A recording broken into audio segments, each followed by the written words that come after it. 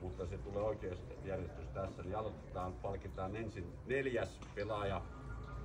Pelasi +5, sama tulos kuin 3, mutta viimeiset 36 reikää oli pikkusen heikompi. Roope Kalajo, 4.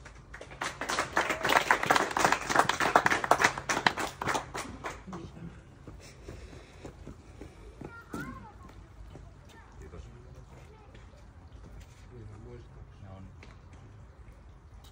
Ja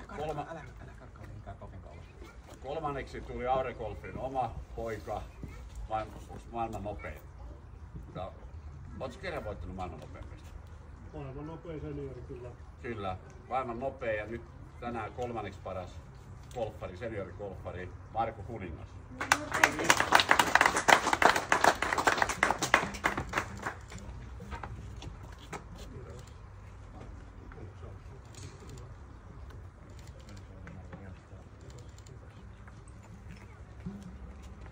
Ja sitten meillä oli kova taistelu tästä isosta lautasesta ja tällä kertaa toiseksi tuli kaivertaja Mikko Rantanen.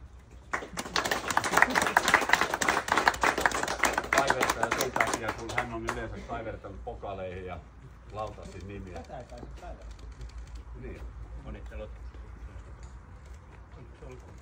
Onneksi olkoon.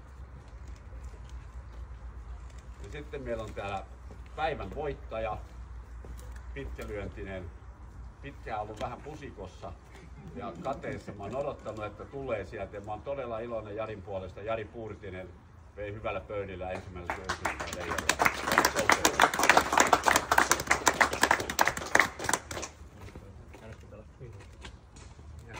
Hieno uutta reikä.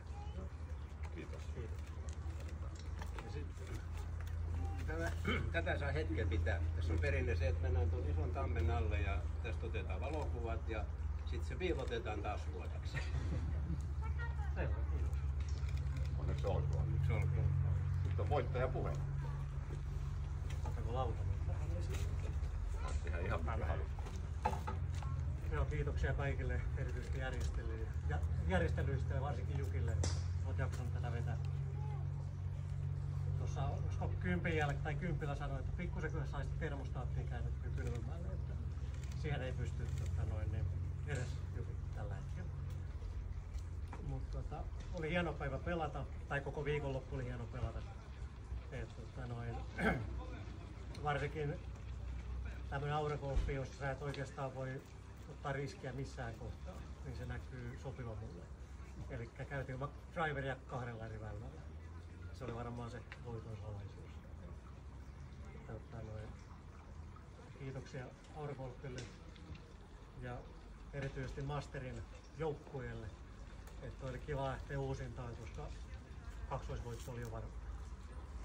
Kiitoksia kaikille.